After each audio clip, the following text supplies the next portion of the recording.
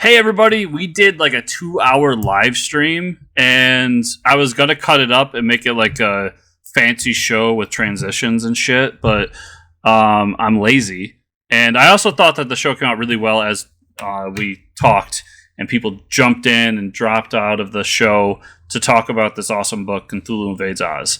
So what you are about to listen to is a 2-hour live stream that myself, Mike, who's above me on this side, and Travis, who's above me on the other side, did with a couple other people that are part of Travis's book, Cthulhu Invades Oz.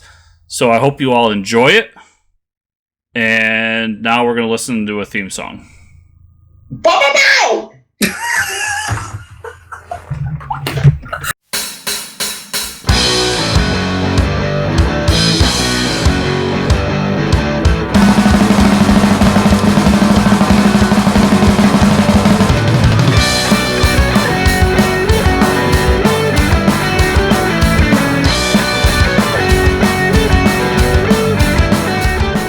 Hello, everybody, and welcome to the Fortress of Comic News, episode 187. I am one of your hosts, Chris, alongside...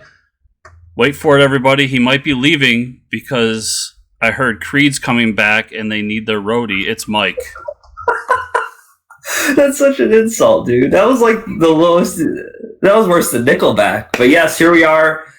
Special episode of promoting the awesome project Cthulhu Invades Oz. So we have a lot of discussion to get through today. A lot of cool people to talk to. And one of those cool people is Travis Gibbs, the orchestrator of everything. And there he is. Oh, wow, I say name and they appear. This is I just turned into David Copperfield. Oh, that's awesome. You'd think with how many times I've been on your show that Mike would know that it's Gibb. But oh my, yeah, I know. I just got so excited that I thought, yeah, that's it. Usually Chris is the one who messes up the names, and so I took one for the team today, so we got it out of the way. Now it won't happen at all. I appreciate it. Mm-hmm. So Travis, our following is pretty familiar with you, so I don't think we need to get too much into your backstory, but let's get into this book right now. What is Cthulhu Invades Oz?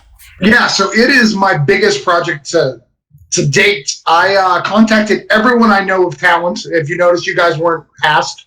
You read my book, right? I did, but it was way after. I didn't even know you were doing cover. I didn't actually read mine. Mine's at CGC, so that's my excuse to not read it. That's smart. Then you wouldn't have to talk about it on the air, I understand. It just shows I really care. Yeah. So Cthulhu Invades Oz, I have 50 creators together, and we have 19 stories. Talks about what happens when the god Cthulhu comes down to Oz and messes stuff up, man. Like, so it's really, really cool. I brought 3 of my friends who are in the book in there. I brought my artist for the book. I brought the most talented writer I know, Russell, and Stonie, who is a writer who colors in this book for some strange reason, all here to kind of hang out. Who do you guys want to meet first, or do you want to bring them all in at the same time? What do you want to do? Let's bring them all in and introduce everybody to our show. Yeah, come on. All right, let's bring them all in. We got Emily. Emily's right here. We got Stonie. Hey, Stonie. And we got Russell. Oh, that's Russell. And his webcam's working. No. Nice. Wow, that was mean. Come on. You got to do that with recurring guests. We want them to come back, you know. Oh, that's right. I'm sorry. Russell, yeah. All right. Well, we got everybody here, and I guess we could just go down the line, right? Let's do the quick origins of everybody. Talk about what you've been doing and what's going on with Cthulhu Invades Oz, because this project is awesome, and I think we need to talk about all that. So let's start with Emily. Emily, have you always been a comic book fan? What's I think so. Congrats! I think you're our youngest interviewer as of today. So we'll send your awards in the mail. And Chris paper maches them, and it usually takes 2 to 6 months. So good luck. But thanks for being on the show. Yeah, it's the extra comics. He cuts them up. I've never been much of a comic person. Okay. But I remember like I would make comics with my friends in like Sunday school when we were supposed to be paying attention. Mm-hmm. And then the older I got, the more I was like, wait a minute, I can actually do that for a living if I wanted to. Yeah, So, right. I guess the first thing that I did like professionally was like a local comic book store hosts free comic book maze, and they have people like artists there doing sketches for people and stuff. Mm-hmm. Yep. Their favorite comic characters or movie characters or whatever. I started doing those when I was 12, and I only skipped this year because of COVID. Yeah, fortunately. And yeah, I guess this is the proper like first comic I've worked on. So what do you like about doing this? I mean, Cthulhu Invades Oz, is it just wackiness or? Yeah, it was the fact that I could play around with the character design to make it, a little funky. Okay. So the monsters. What story you have? Yeah, what's your story? It's called The Sellout, and it's basically about how Dorothy keeps getting visited by, all these Lovecraftian creatures. And if she eventually gets visited by 3 men, who are like half men, and they need the shoes. They need her shoes. Her slippers. Yeah. Yeah, okay. And she has to choose whether she wants to give them away or save her family. Awesome. I don't know if they're expensive shoes. She might pick, I don't know, the latter. Yeah, I was going to say. The former, I don't know. So, awesome. Travis, what were you doing at the age of 12? Don't call him out like that. You really don't want to start down that road. So my parents were getting a divorce. My mom went No. Way to ruin the show. No. Hey, me too, Travis. Yeah. Pot. Yeah. I'll drink to that. All right. Okay. So, Emily. My mom was getting her second divorce. So. Oh. I'll see you guys later. I gotta go. So, Emily, real quick, you have an awesome story in this, but you've done other stuff inside the industry too. What else have you done? Okay, I made a list because I'm not going to remember things. Okay. I did a pinup in Broke Down and 4 Dead Bodies, and it's in issue 3. Okay. Awesome. That's a good book.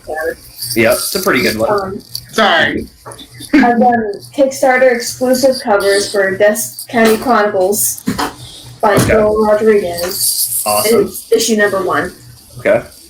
And I did a pinup in the Scout trade for Kyra Alien Jungle Girl by Rich Woodall. And it's in the back of this one. Hold on. If I can find it. Very cool. That's awesome. So, she's done. Wow, that's awesome.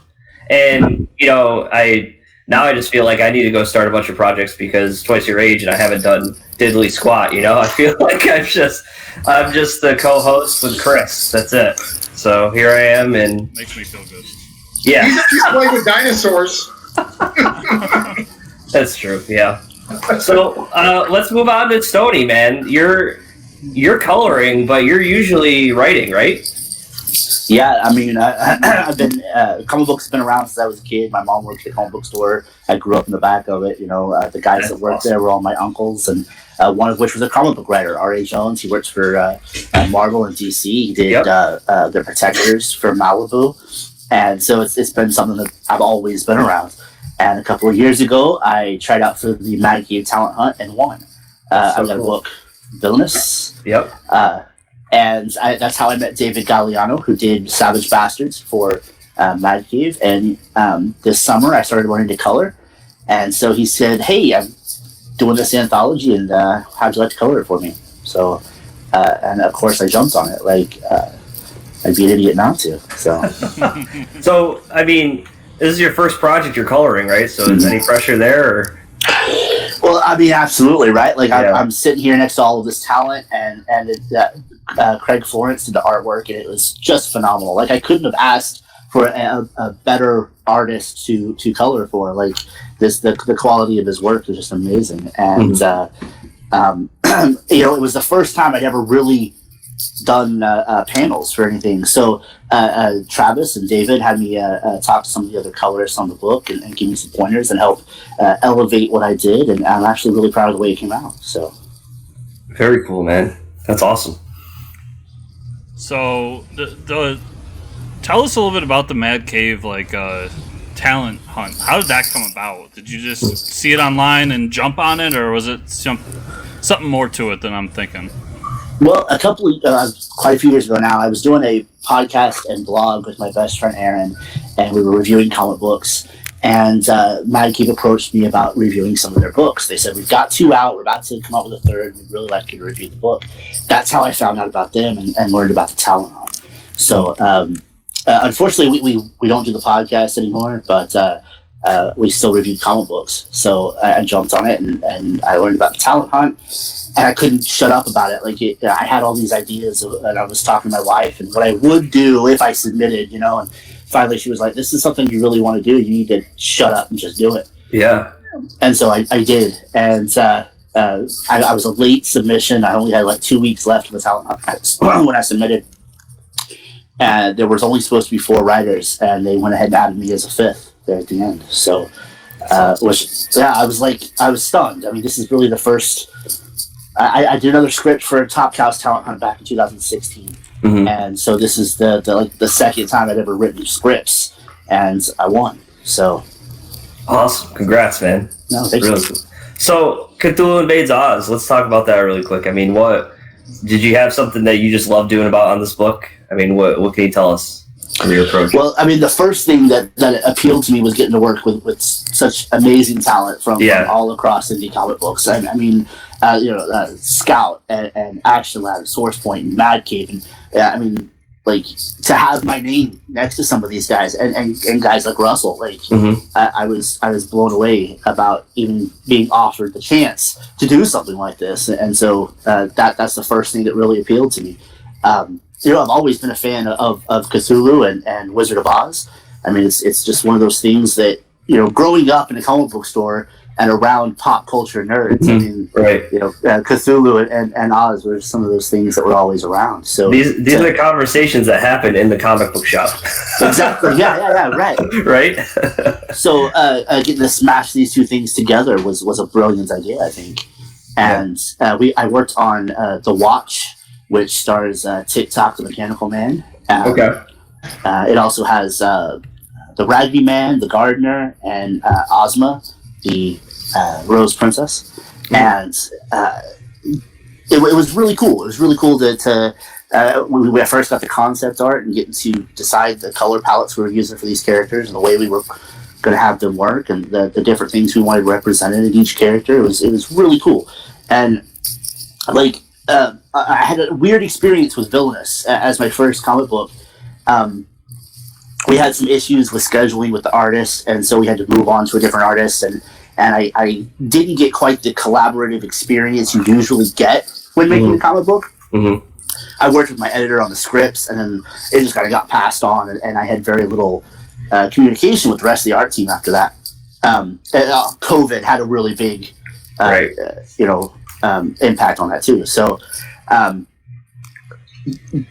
Cthulhu Invades Oz was really kind of my first collaborative experience from the word go, and getting to see David's script as he wrote it and Craig's art as he drew it, and then showing my stuff as I got to do it. It was really, really cool, and we had a constant stream of communication with a Facebook message group going, and we were in constant contact, and I could not have asked for a better experience. It was really, really cool. Awesome. That's awesome, man. Yeah, that's really cool. So your other book, Villainous, tell us a little bit about that. What is that book about? Yeah, it's a superhero genre book that stars a sidekick named Reptili, who gets thrown into her world's premier superhero group. This is her world's Avengers or Justice League. Mm-hmm. And she quickly finds out that being a superhero sidekick isn't quite as glamorous as she expected. And she learns some things she wasn't meant to hear, and things kind of snowball for her from there. So awesome. That's awesome, man. Yeah, I'm checking both these out, that's for sure. So, last but not least, Russell. Let's hear that origin story, man. So I was a movie maker. I've made movies and television for the beginning part of my career. Okay. And I moved to LA 2008 to try my hand at writing movies and TV. And during that time, my manager asked me if I had ever thought about doing comics. And I hadn't thought about comics since like the spandex early Image days. Oh, yeah. And that's the best stuff. Yeah, they were definitely comics. I can't say they weren't comics. I can't tell. I won't say bad things about them. I will just say that they were comics that started at the beginning and ended at the end of an issue. Yep. So was it the biggest fan of the I stopped reading because like I wasn't a huge fan of superheroes. I thought that everything that had been said in that world like had been said already, which now 20 years, 30 years later, I feel like I should eat some crow for that because I've read a lot of really cool superhero stuff, especially in indie comics. But my manager basically told me I was an idiot, which I didn't know then, but like he's right. And he turned around and he handed me a huge stack of comics, like indie comics, like I don't know, like this high. And he's like, "Go home and read these." And I went home, and they were all awesome. They were all from like indie publishers, like nothing from Marvel or DC. Everything from like Vertigo to Devil's Due to Image, and like I loved all of it. And I had just finished making a movie, which would spend 7 years in editing, and I was like, "Yeah, this sounds awesome." And I went about developing my first pitch. My first pitch was for this 8-page ash can for this book called Wannabes, which was about fake superheroes that get real superpowers. And it got roundly rejected all over Comic-Con 2010. I basically dropped most of what I had left as a budget into this book. Went down to Comic-Con thinking like it was going to be the thing. Like, you know, everyone like has their first pitch and thinks it's going to be the thing. Yeah. And it was not the thing. And I came back kind of dejected. And like, I said, if I'm going to get rejected from comics, like I'm going to really get rejected from comics by doing something like that is so off the wall that like when someone says no, I will at least understand it. And so that's where my book Ichabod Jones Monster Hunter came in. I developed that. It's about a psychopath that escapes a mental asylum and becomes a monster hunter, but doesn't know if he's killing monsters, humans, or it's all in his head the whole time. Wow. And that got picked up by Viper, and then I got the rights back from that book for reasons, and I went on to create books like Katrina Hates Dead Shit or Katrina Hates the Dead, Pixie Dust. My big breakout book was called Monsters and Other Scary Shit, and I followed that anthology up with a book called Cthulhu is Hard to Spell, which between Ichabod and Cthulhu, those are the two books that people most know me for, I think. So the Cthulhu Invades Oz isn't your first anthology series? No, the first anthology I ever made were my own, and from that, actually Travis is in this book, the second Cthulhu anthology, and so no, I've done many anthologies now, but back a few years ago, I started my own, and that's kind of what got me and a bunch of other people into doing anthologies, which was really cool to like kind of look at how many people came out of those anthologies who are really making awesome work in comics now. That's so cool. And I mean, what can you tell us about Cthulhu Invades Oz as far as like what you're writing, and what can you spoil for us that's some of the cool stuff that you've been doing? Well, I can tell you that when Travis came to me, I hated him a little bit for coming up with this idea and not me, because there's two things that I love, Oz and Wonderland. Yeah. And so it was great. He told me the pitch, and he asked if I wanted to be involved, and I immediately said yes. And I said I wanted to do the Good Witch. Glenda the Good Witch. I wanted to basically show her after she just failed, like, to save the world. And, like, my stuff is not the most upbeat things in the world. So he said that my friend Jamie had done a piece that was doing the Good Witch. And Jamie's work is amazing. She has this book called Binary Star. And, like, when I saw the work that she was doing, I said, well, I'm not going to do that. And I assumed that the Wicked Witch of the West had already been taken, because like that's easily the number one person that I would pick. And he said no, it was still available, and I said that's the one that I wanted. I love like villains and like exploring all of like villainy, and so my story is about the Wicked Witch of the West, the jar that keeps her after she got turned into water.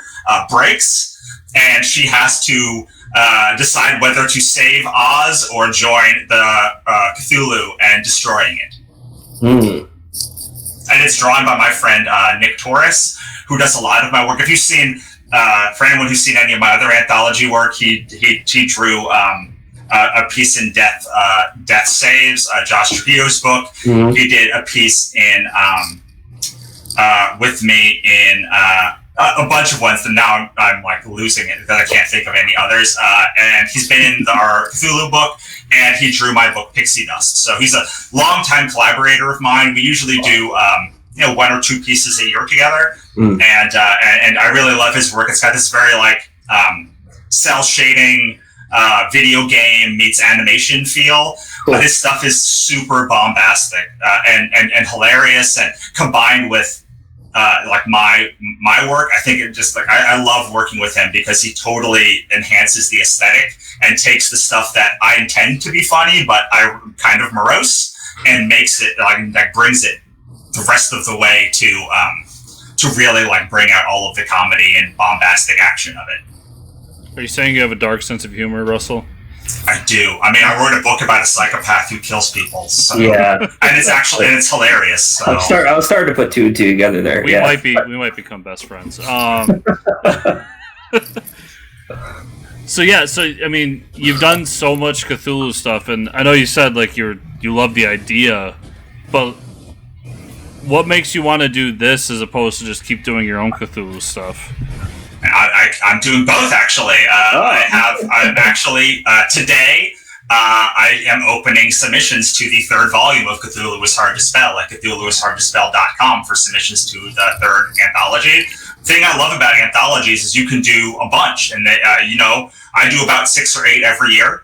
I love it. I love being able to work with Travis and Stonie and Emily, and I get to work with artists I don't work with a lot. So the artists I work with a guy named Matt Childers for anthologies, my friend Eric Lervold for anthologies, Angela Odling for anthology stuff. So it allows me to kind of expand out from, I usually am working on 1 graphic novel at a time.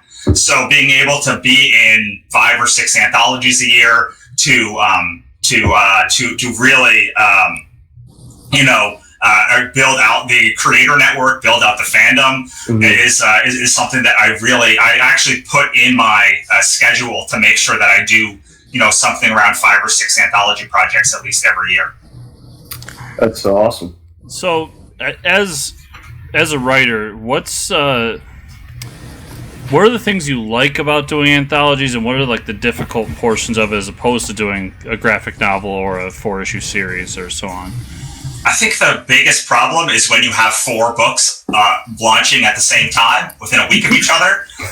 So I believe I have 4 books live right now on Kickstarter, including the Cthulhu Invades Oz. So managing and juggling the promotion is probably the hardest part.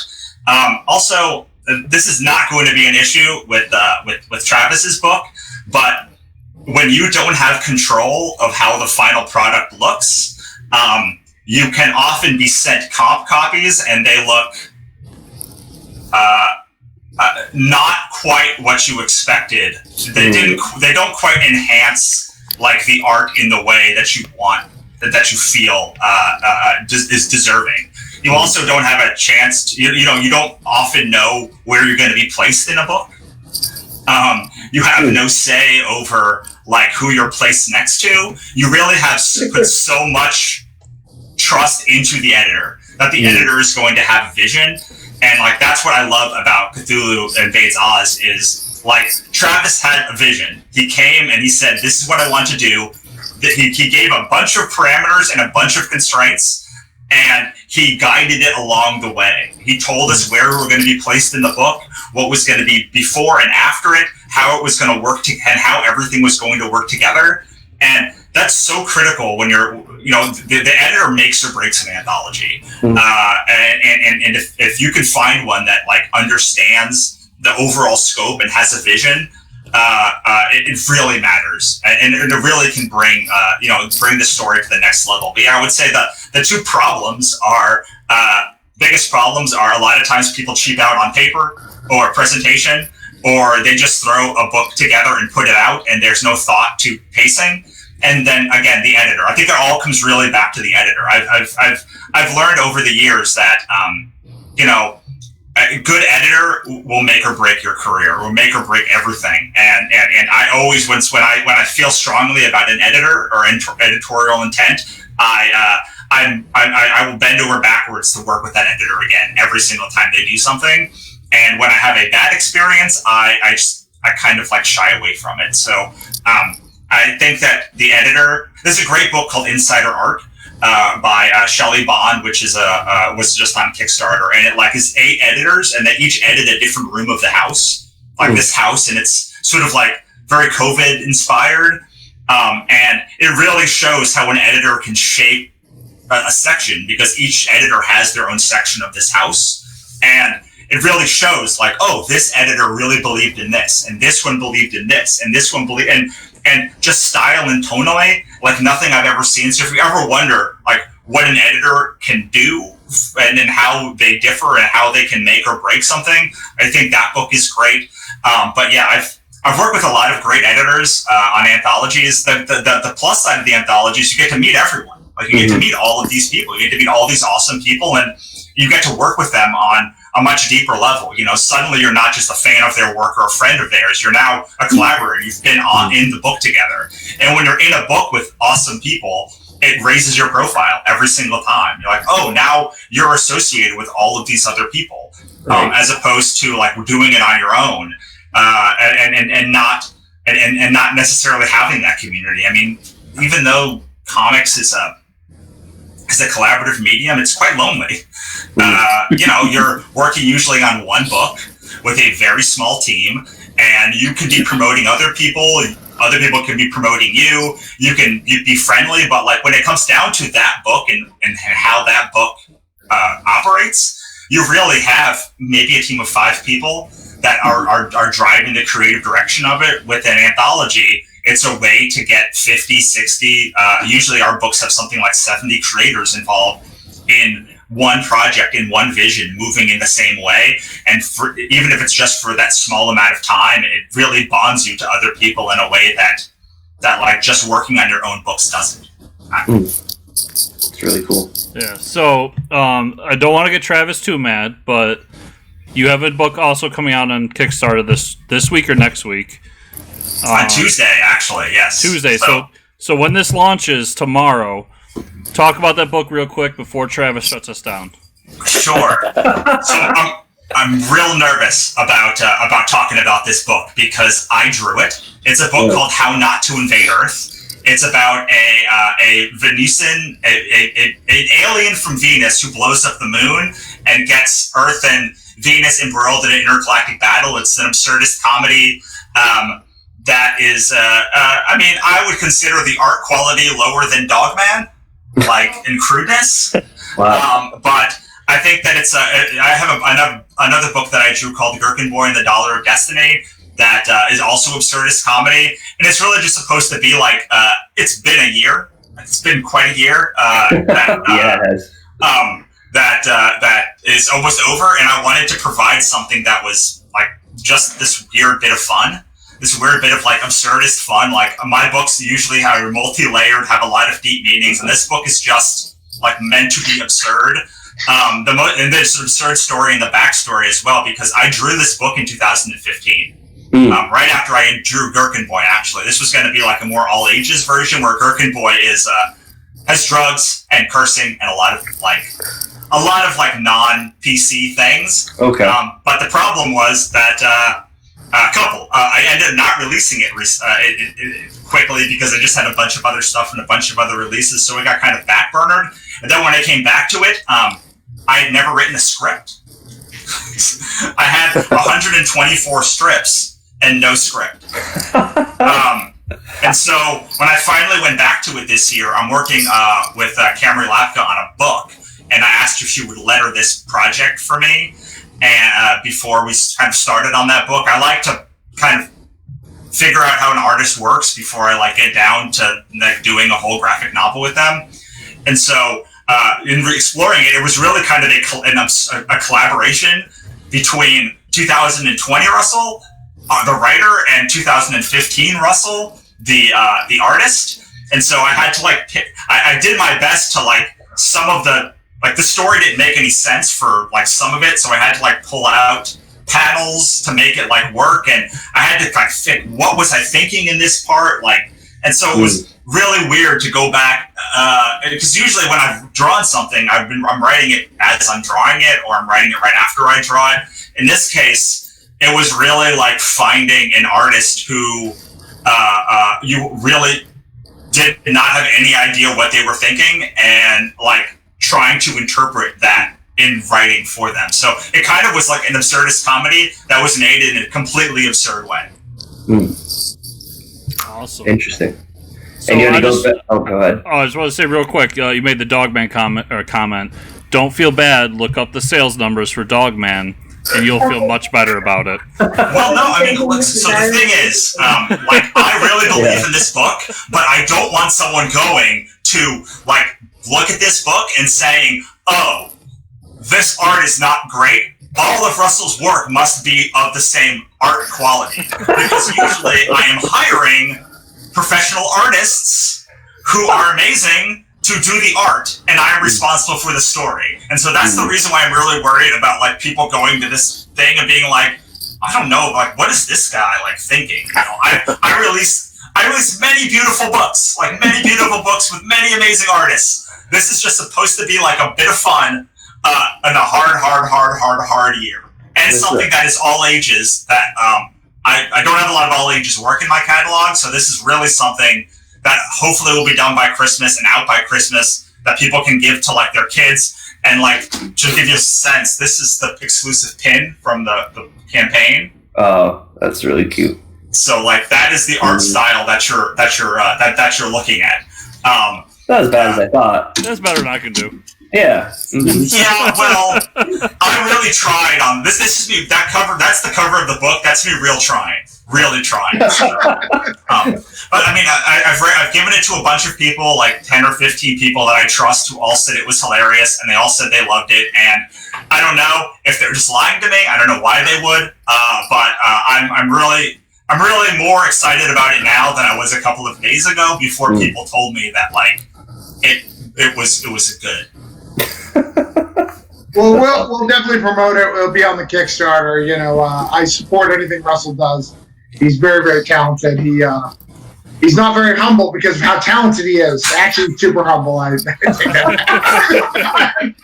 even say that with a straight face. You know, interestingly, like the reason that I'm setting this book out now is because I finally think that I have enough cred that people won't necessarily just look at it and be like, oh, this guy, like, no, that's a no from me. Like, maybe I've built up enough trust in, 10 years of doing this that they'll try this book just on faith alone.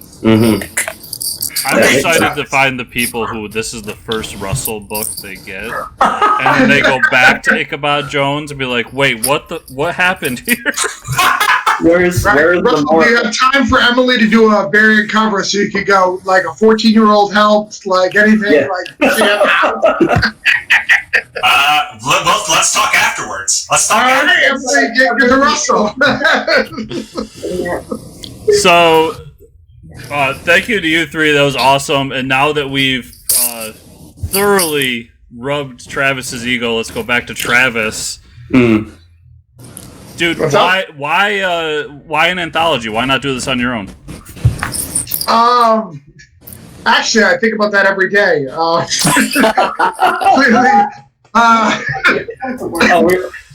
Raising 20,000. Everybody else is still here. Yeah, raising 20,000 is hard. Russell told me it was hard. He showed me it was hard, and I was like, "No, it's easy. Look." No, it's hard. It's hard, but you need it, like, because I love these, and really, like, at the end of the day, I love these guys. These are the people who inspire me, and I wanted them to come along with me and let's do something together. Let's do something cool as fuck. Sorry, Emily. Let's do something and really get it out there. And it is. This is a cool book. Like, everyone who's read it is blown away because it doesn't feel like an anthology, but it feels like an anthology. Like, it has this unique vibe to it. And that's why we added prose. That's why we added poems. Like, it's really something special.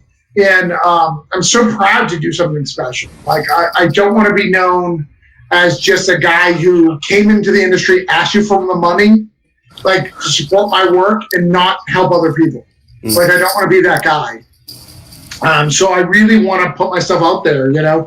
And this is literally all my friends. Anybody who I knew was talented. In fact, Russell didn't say, I didn't ask Russell right away because I literally thought he was too talented for it.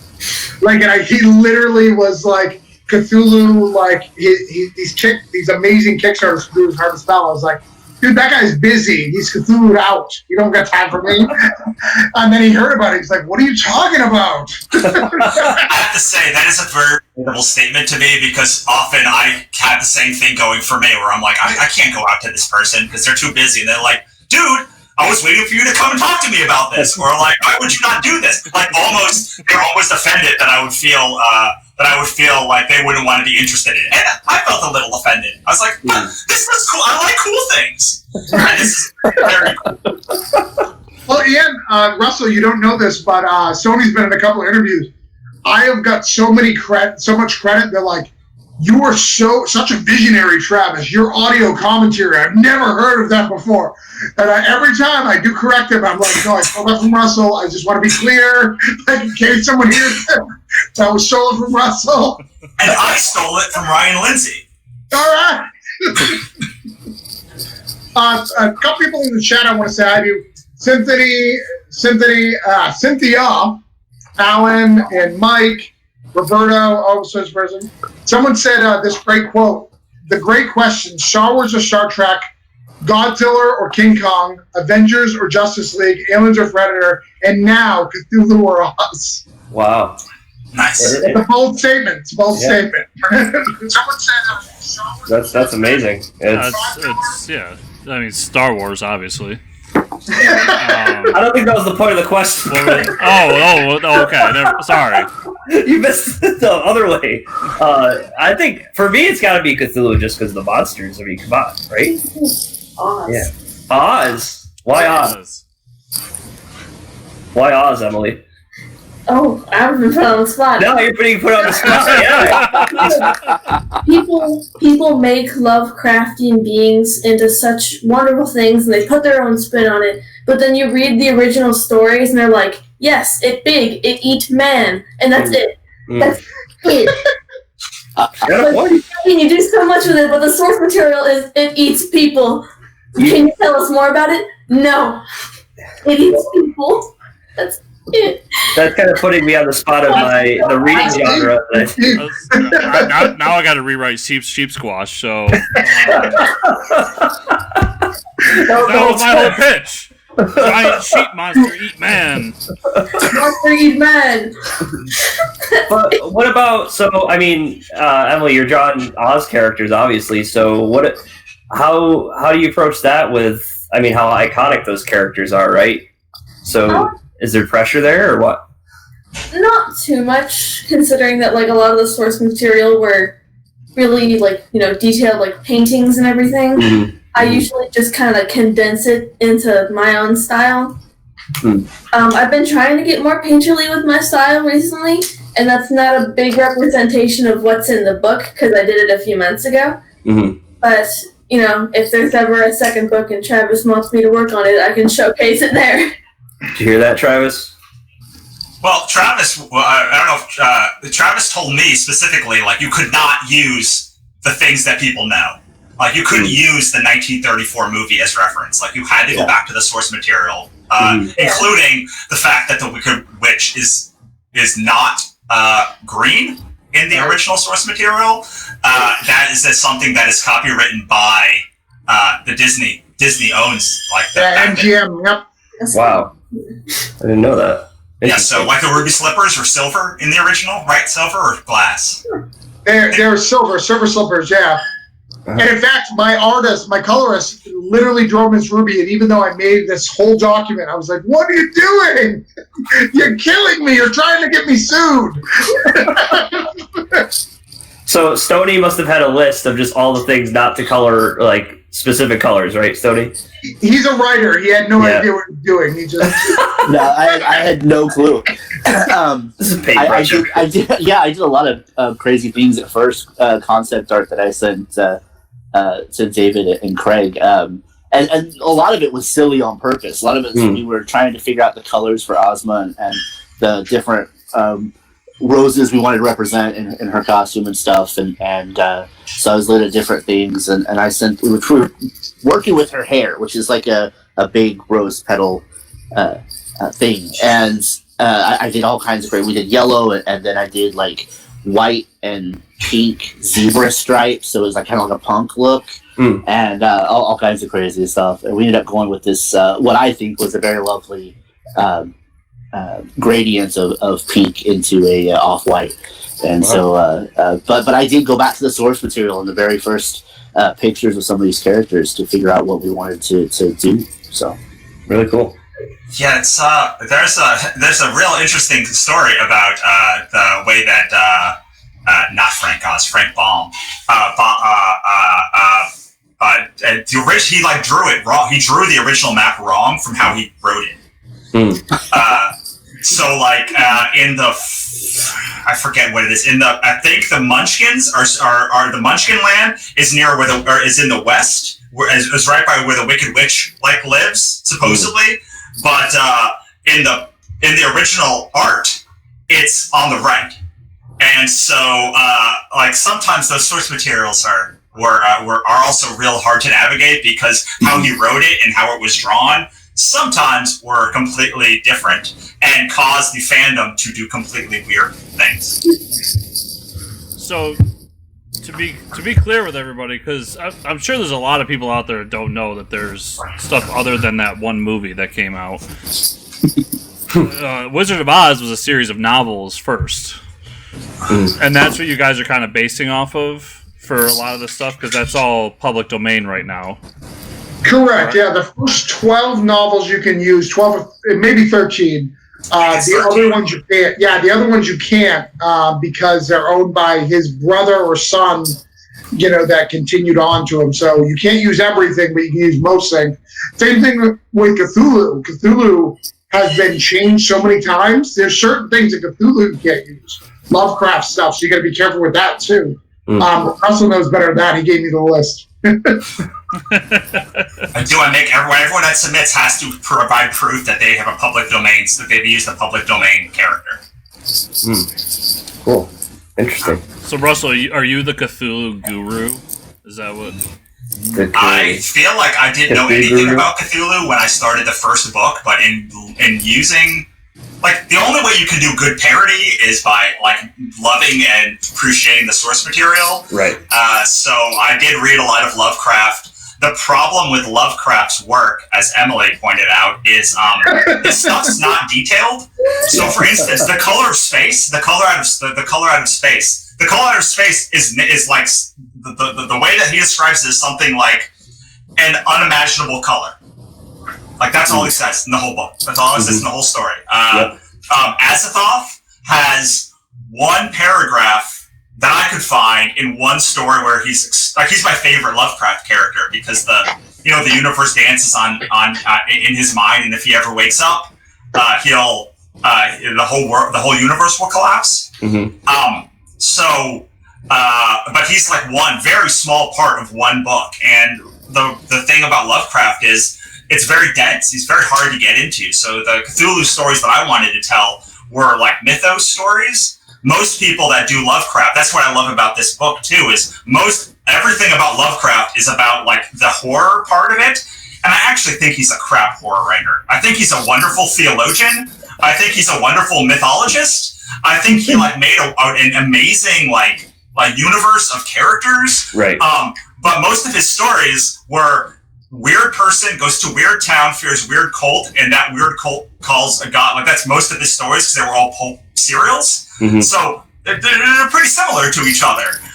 So the thing I love about Travis's book and the thing I love about our book is we're able to take that and expand it out into like the mythology. Like, we're able to talk about like the gods and like have stories about the gods themselves and who and like what matters to the gods, and the most interesting thing was like these gods that don't care about you, these gods that like have their own thing. They have this blue-orange morality, and like that is what I enjoy exploring in about in the Cthulhu mythos. And there's so little of it. Like there's so even in 80 years, 90 years, almost 100 years of Lovecraft writing and people that work from the mythos. There is so little about the actual mythos. There's so little about the gods. Outside of the Call of Cthulhu games and some of the role-playing stuff, there's so little about what I think is the best part. There's also too little about the Dreamlands, which is easily the best part of Lovecraft's universe. Cool. So no, I don't think that I think that someone who loves Lovecraft work more than I do would be a better person to like have the steward of like. But I do feel the need to read stories and read up about all of the characters that we're going to talk about, because that is the way to do good, like to do it justice, and to not come across like you're insulting something when you're doing comedy. Come across as you're like lovingly ripping it or poking fun at a thing that we all love, or I wouldn't want to make the books without like having a deep understanding and love of the craft of Lovecraft himself. So it's funny because, to Emily's point, like I know two things about Lovecraftian anything, and that's one, what Cthulhu is, and two, that he has a cat with a very inappropriate name. Yeah. But I bought the collection of his work before, and this is what's to Emily's point. I don't think I've actually read the whole thing because I get chunks of it, and I'm just like, oh, okay. You know what's really good is you should listen to the audio, because Lovecraft is really creepy in audio, and almost all of his work has been audio, has audio interpretations of it on YouTube for free. And this stuff is really hauntingly creepy. If At the Mountain of Madness is a very creepy audio production. Interesting. And I will say this, on our book, I have a friend who works at the Call of Cthulhu role-playing game. He actually combed the book to make sure it was good in canon, that everything was great. So we actually took an extra step. I tried to find a Lovecraftian guy. So I had people like kind of walk in there, but not anything great. Jeff Weber actually had a question for us. What's your favorite Lovecraft-inspired movie? Either it's Mouth of Madness or Jacob's Ladder. I'd say Mouth of Madness. I'm a big fan of Wayne's World. That's all I got. But Lovecraft's been everything from Abyss to In the Mouth of Madness can trace its roots back to Stephen King's stories. Can trace its origins back to Lovecraft, or before, kind of like in the way that a lot of stuff can trace its way back to Poe. Like he originated just a lot of the kinds of horror and kinds of stories that we tell today. So even as just a like stalwart of and also Wizard of Oz, like these two stalwarts who like defined genre. Wizard of Oz defined portal fantasy and like what that is. Like before that, they were just him and Lewis Carroll like defined what that meant, what it meant for a regular person to go into an amazing world and then and be in that world and then come back, and the stories that you would tell. In the same way Lovecraft created, the kinds of horror and cosmic exploration where gods don't have to be good or bad, and like things can just be benevolent or benevolent in ways that you don't understand. Like that traces its back to Lovecraft, and I think that smashing those two characters, those two originators of most of what we know of as literature in the Western world, is like an amazing thing that Travis did. Yeah. All like bad jokes aside, I've said for a while now, we saw like the rise of zombie horror, and it's still here, to be honest. But I'm super shocked that we haven't seen that Lovecraftian horror take over where zombies were, because I feel like we kind of hit that peak with zombies, and something's got to take over. And I thought that Lock and Key was going to be that for Netflix. It doesn't really seem like it hit that same puncture that a lot of zombie stuff has done. So I'm rambling here a little bit, but basically what I'm saying is I'm shocked that this hasn't become more of a phenomenon across pop culture, because Lovecraftian stuff, like you said, is everywhere and is influenced everywhere. Yeah. And plus, giant monster eat man. I mean, I would contend that Stranger Things is Lovecraftian. For sure. Oh, yeah. Oh, You know, yeah. the mind flayer, and Yeah. it's really hard to do Lovecraft on a low budget, or it's just so hard. Like it's such a, and it's so much more cerebral. There is a lot of amazing audio, like horror stuff in that vein, though, like White Vault and such. I think for me, it's not. I mean, it's not directly from Lovecraft, but it's probably John Carpenter's The Thing has a lot of that in it.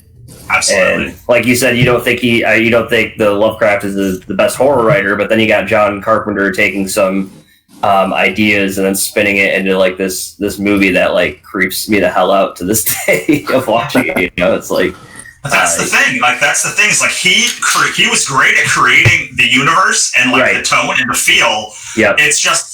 In the same way, I mean, not to pun, but like, I also think that J.R.R. Tolkien is a dreadful writer. Like, but he's a great mythologian. He's a great theologist. Like, he's great at like building worlds. Yep. In the way that also like their strength was not in the writing part of it. It was in seeding a lot of what we know about like a genre. Sorry, I'm talking a lot.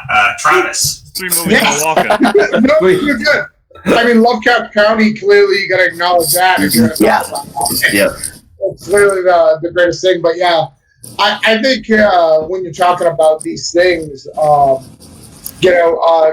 can argue, and I know that David Pepose, the guy who did the OZ, argued that the Wizard of Oz is the first archetype for superheroes.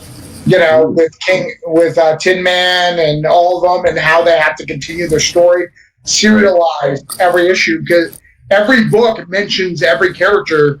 You see where they go, and not a lot of books did that. Even when you talk about Lord of the Rings, like they spent books without talking about some of the characters. They came up with one and then end up in the end. Where that didn't happen in Wizard of Oz. Yeah. So, just now that I'm thinking about it, I mean, this is more for Travis, but like, is there an overarching story here? Are all these miniseries going to be related to like a bigger thing happening within this universe, or? Yeah. So everything is in continuity. So we picked the book. We're at like book. I can't remember off the top of my head. I think it's book 7. In continuity of the Wizard of Oz. That's not super important. We tried to use only thing from the Wizard of Oz and Return to Oz. The reason why is most people have seen those movies, so you have a basic understanding of those characters. But everything takes place at different snapshots of the invasion. So what we did was we talked about, here's what happens, and that's why we made some rules that people can't use other people's characters. So you're going to see these people in ways you've never seen them before. Like Scarecrow is straight up jacking somebody, stabbing them. Like, you've never seen that before. What drove him to that? We want those questions. How did we get here? What's that? So, like, how do we get here? Right, exactly. So we take snapshots of a war, where, for instance, Russell's story takes place way at the end. Russell's story is not the last story, but very close to. It's the ending of the book. He kind of wrote the ending of the book, and it kind of shows where we're at. And what's cool about that, we did that for a couple of reasons. One, it helped everyone stay in their lane and allowed a story to progress. 2, it allows us, if we want to do a sequel, that we have these times where we can write those characters. So Russell could write that Glinda story he wants to at a different time prior to what happens in this book, which is really great. The third part, which is really, really important, is it allows us to have some sort of progression. What we did that was really cool is when the book starts, Cthulhu is very, very evil and very, very dark. And as the book progresses, he gets a little bit more silly. And what I like about that is that means that when Cthulhu invaded Oz, the Oz magic, what makes Oz work, affected him. Because even the Gnome King was very, very silly. He was an evil character trying to take over Oz, but he was very silly because Oz is silly. That's what Oz is. And it's funny to see Cthulhu, and especially someone like Russell who writes very silly, allowing that to go, all right, Cthulhu is now silly. Like, what does that Cthulhu look like? Which is really cool. And earlier in the book, it makes it all fit in continuity where he can be dark in that. Because anthologies as a whole, the negative of anthologies is tonality, right? It changes as you go. This, with our editing team, we allowed it to have a flow that allows it to show that. And I'm going to write a beautiful piece that talks about the tonality and why it changes, and how it's in continuity. And because we announced it, I'll share it here. We're working on the sequel now. We're trying to put together the teams as Cthulhu Invades Wonderland. So, we're doing really well. Assuming that's funds, we'll do Cthulhu Invades Wonderland. It'll be a sequel. But all this is in continuity. So you never know what's going to happen. I'm going to allow the things that happen in this book to affect the next book. And as it's going to get a little more complicated, but it'll get a lot more fun for the creators. So Travis, we haven't really hit on what your part in the book is. Like, what's your story, or how are you involved, other than just getting everybody together and creating the super team? So a couple things is I asked everyone in this by hand. No one was asked. I asked some people to create teams, of course, but unlike other things like Russell has a submission. Again, Cthulhu'sHardToSpell.com if you want to submit. I submitted. It was great experience. But there was no submissions. I handpicked the teams. Second thing that I did is I wrote. I wrote the Dorothy piece that Emily drew, and I wrote it to set up the world. That was the one piece that everyone knew about when they started. When Russell knew, he knew that Dorothy, not to spoil Emily's story or my story, Dorothy sells out Oz to save Kansas. And what is the repercussions of that? And what it looks like. And remember, one of the things that people don't know about Wizard of Oz, in like book 4 or 5, she was literally being, what is that called when they electrocute your mind? I can't think what it's called. Shock therapy?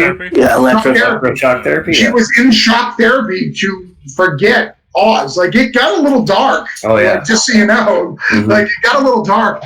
So she doesn't 100% know whether or not Oz really exists. So she sells out her friends. And same thing, what I love about Emily's story and what Emily and I did together is she treats Cthulhu characters like she would treat a character she met in Oz. And the repercussions are very, very different.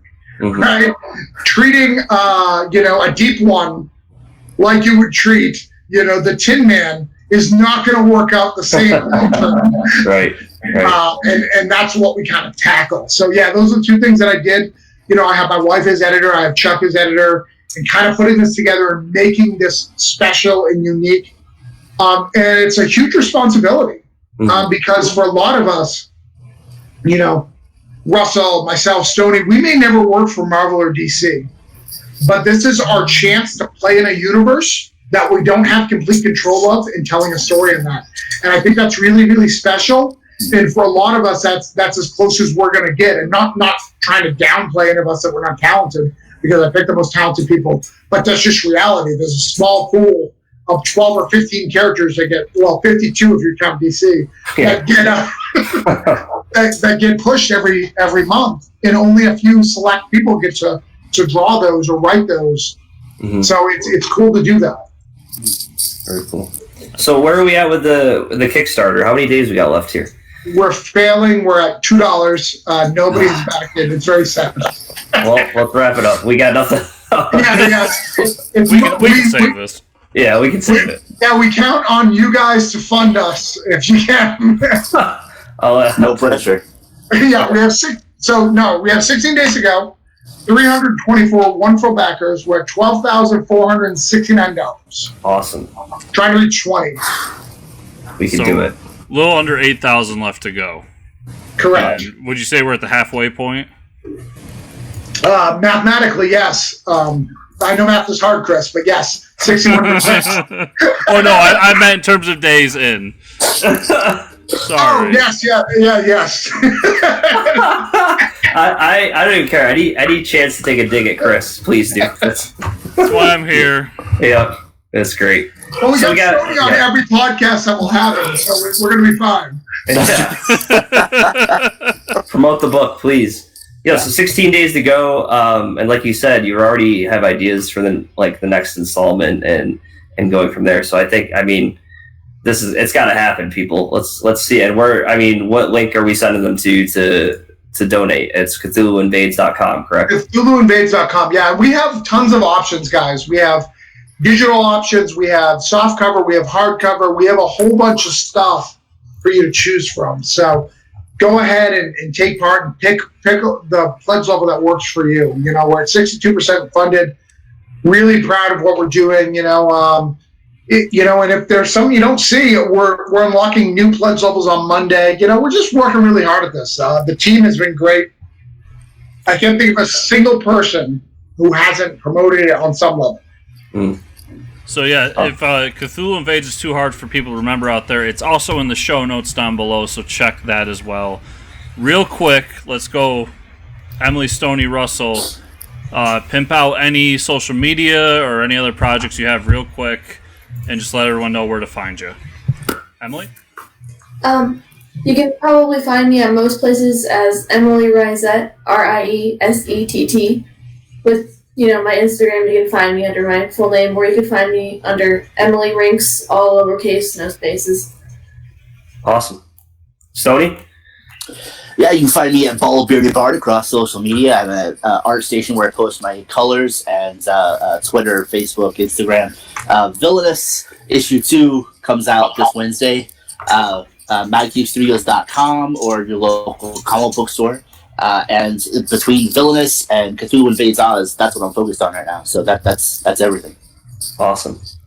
And Russell? Awesome. You can find me on Facebook, Twitter, Instagram at Russell Nohelty. The easiest place to go, though, is russellnohelty.com. You can join our mailing list and get the first issue of Ichabod Jones Monster Hunter for free, some samples from the Cthulhu's Heart spell books for free, and a little bit more at russellnohelty.com. Awesome. And last but certainly not least, Travis. I am not on the internet. That's a good decision. It's a good life decision. Yeah. There's a lot of crazy people on there, especially on Twitter. Yeah. You can find me at Travis Gibb, Jester Lou on Instagram and Facebook. Not Facebook, Twitter. Find me. It'll be fun. Awesome. It'll be fun. The best sporting label for who is the question? But awesome. Right. It'll be fun for someone. For someone. Everyone, thanks so much for doing this and giving us the time to chat with all of you. And please check out CthulhuInvades.com. You got 16 days left. Let's hit that goal. Please, Travis needs it. Yes, I need it. I need to not make any money and send out books, please. Yeah. Listen, real quick to everybody out there watching live. Travis looks really nice right now. He did his hair up and everything. When I first got in this chat, he was just pulling it out and going nuts. I don't know if I'm gonna make the money. So don't let his bald head go in vain. Please give him money, or else he's gonna rip the rest of his hair off. That's what the real campaign is. Awesome. So, thank you all so much. I love it. Yeah, on Monday we're going live at 9 o'clock. It'll be really cool. We have some announcements on Monday at 9 o'clock, so come out then. But I know the guests have to go, but I want to hang out for comic talk. Can we talk about comics? Yeah. Oh yeah. Yeah, we're gonna talk comics for sure. For those who don't know, like Russell, Stonie, and Emily, he talks about what came out this week. So if you don't read comics on the regular or you only Kickstarter, you guys are more than welcome to leave. But I have some things to say about comics that came out this week. So. Yeah, I can stay for a while, sure. Awesome. I have nothing to say about comics that came out this week. So I want to say I appreciate you guys. Yes. Thank you so much, and I'm gonna get out of here. Thanks, Russell. Russell, I thought we were becoming friends, and then you do this. Yeah. That's how it's done. No, thanks so much, man. Hope we can See you, have you Russell. on another time too. Absolutely. Let's do it. Bye. I'm gonna head out because I got to eat. Oh, okay. Well, I guess sustenance counts as a good excuse. Thanks, Emily. So, make sure you say hi to Dad, Peter. Hello. Thank you for having me. Yep. Yes, of course. Dad. Thank you so much for letting Emily be on. Emily, Yes. thank you so much for being on. Yep. So Look forward can to seeing Emily more come? of your work in the future? Can Emily come to the Civil War? My mom says she'll drop us off, but she can't pick us up.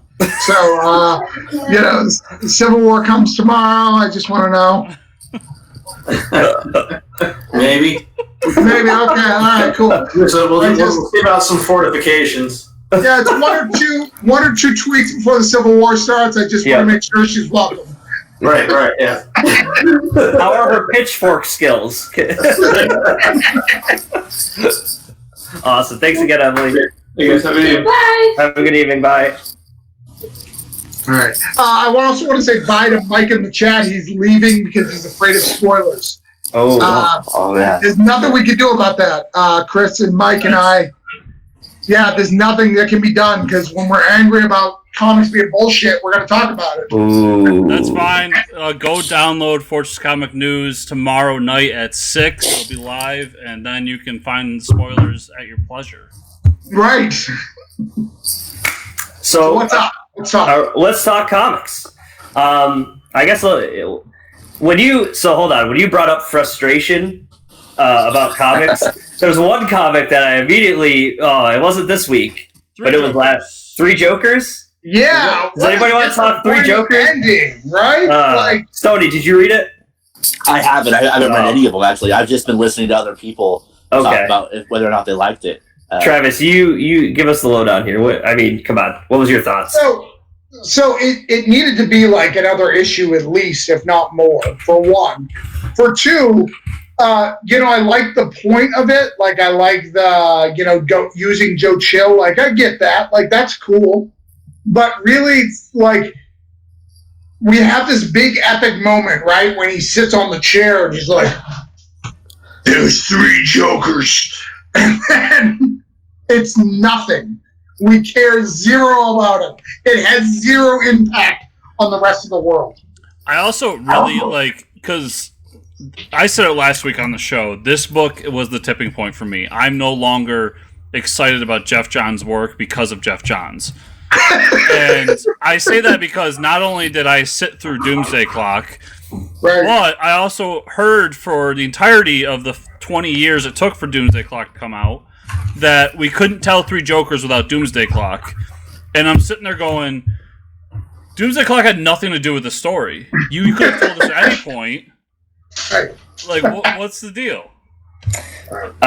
And like you said, that whole epic moment, with the Metron chair of like, oh, there's 3 Jokers. Like, what does this mean with the multiverse? And it's and then it's gone. And then I said to Chris, like, if you're going to tell me that I would be preferring to read James Tynion over Jeff Johns this year, I would have hit you. I was like, there's no way. But like, with his JLA run was garbage. Like, I didn't want to buy his Batman run. Yeah. And I was like, all right. Yeah. And like, here we are. But so I read Batman 102 this week, which I was particularly excited about because we get Ghostmaker. Really liked him. It's interesting so far. The development with it, it's just not Joker, right? So that that's the main.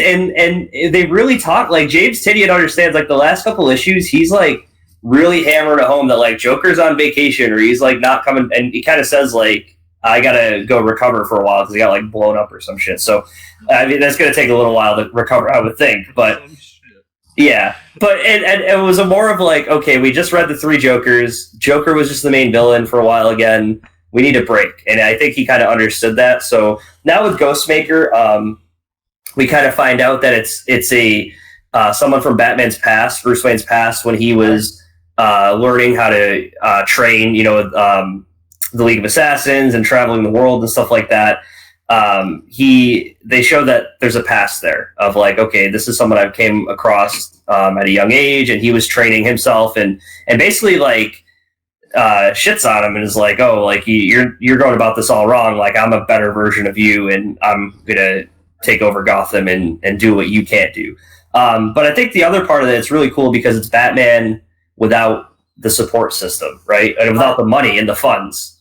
So it almost seems like they're going towards the Batman movie style Batman of like, okay, he's got just a car if he can fix it himself, and we'll see what happens. So I really like where this is going. Batman. Yeah, middle class Batman. and I'm okay with that. Like, I think it's a refreshing take. I think the way they finished the Joker War and stuff like that.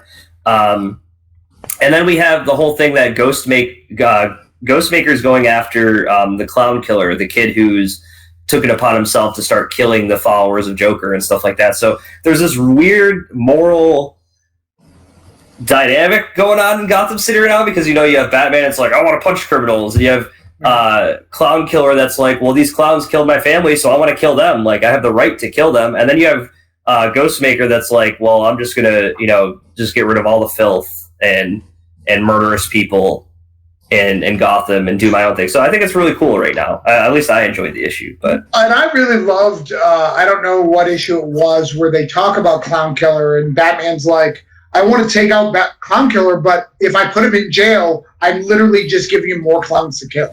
Right, yeah. I'm glad that he thinks that through, It's like the Rorschach thing, like, you're trapped in here with me! Yeah, and plus we find out he's like a child, so I don't think he would go to prison to begin with. How many issues until Clown Killer is the next Robin? That's good. Future. I think the future thing is next week, so in January. Yeah. Well, that's a nonsensical 2-month thing. We'll go back to normal after that. Right. I would say give it a couple. Going, like, look, we paid for art for 5G. We're going to use it. I don't give a shit. Exactly. DCeased, Hope at World's End, number 13. That's the Tom Taylor, John Sumariva on the art. So these have been small installments of prequels within the whole DCeased event, which is really cool. Basically, the ragtag heroes that are left over after the zombie invasion and like running away from Black Adam, like they know Black Adam is zombified and coming to kill everybody. The heroes go around and they kind of trick Luthor into helping. They have this conversation of like, oh, you're so smart, you don't help us out, and he's like, well, I can do it. Like, I am smart, and he does this thing where Flash puts him in the Speed Force, and he's like, so he's computing faster than, well, it's fast to us, but to him it's normal time, right? So he's like within the Speed Force doing all these mathematical equations for how to destroy Black Adam. The resolve in the issue is that we know there's going to be some sacrifices being made. Pied Piper is probably going to be one of them. Sorry to see you go, buddy. I know you were really the center of the DC universe, and you gotta go, Piper. I'm sorry. Can we address something real quick? Hold on, before we continue.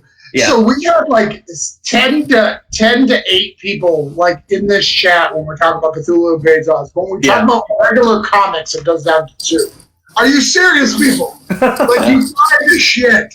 I haven't read a single DC comics this week. See? Yeah. That goes to tell you, indie comics are in, baby. Let's go. Yeah. It's so depressing. And honestly, I'm not even excited to read a Marvel or DC book lately. It's like, what? I don't know. Did you read Thor? I did read Thor. That's the one I read. Okay. Yeah, let's talk about Thor. Come on, Tony, tell us about Thor this week. What happened this week? Let's see. It starts with Thor and Loki having a conversation, which I love, by the way, Thor and Loki. And Thor has decided that he wants to bring Donald Blake back and take a little vacation, which is a lie that Loki smells a mile away. And he really wants to go to the place that he goes to when Donald Blake is here, where he kind of goes into the all sleep and communes with the elder gods and to figure out what's going on with his hammer, which anybody can pick up now. And when he does so, we also learn about the place Donald Blake goes when he's not here, and the place he's kind of been stuck in for the last few years. And before, he had like this kind of dream state where he just kind of roamed around this perpetual Summerland neighborhood, and when the Asgardian magic gets a little fucky, he wakes up and goes nuts. Yeah, one of the major things I love about this is the fact that Donald Blake is in a comic book again. Like, this is the last time I really saw him, or even acknowledged his existence. Like, he just kind of faded. Yeah, and I they kind of use him in like dreams or like in like flashbacks, but that's it. Yeah, and Donny Cates has really taken to the Thor mythos and tried to make them relevant again, and that's what I love about this. And like, what happens to Donald Blake and who he becomes, and what Thor wakes up in when he gets to where Blake was. Like, all of it's just so great. And I love it, because it's not, as much as I'd love Jason Aaron's run, and I think it's going to go down as one of the best runs of all time. Hands down. I came into this, even as a Donny Cates, like, believer, thinking, what can he do?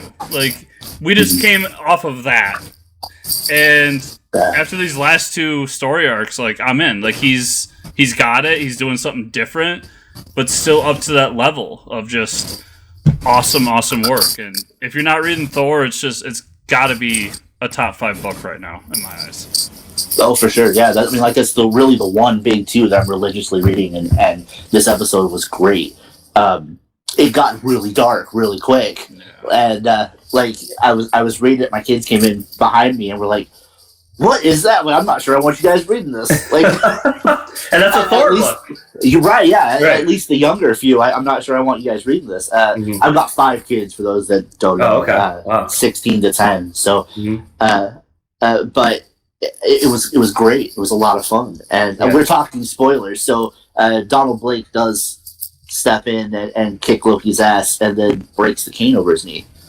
Yeah, that's pretty awesome. So where we've left off is Thor is kind of stuck in this other place now. So, and when he gets there, it's just like when we first introduced to it, like you said, it's a very suburban, like Pleasantville style, like everything's perfect.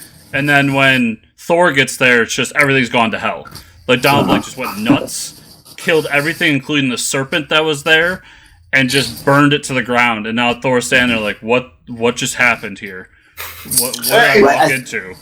It's like the Marvel Universe Truman Show. Yes.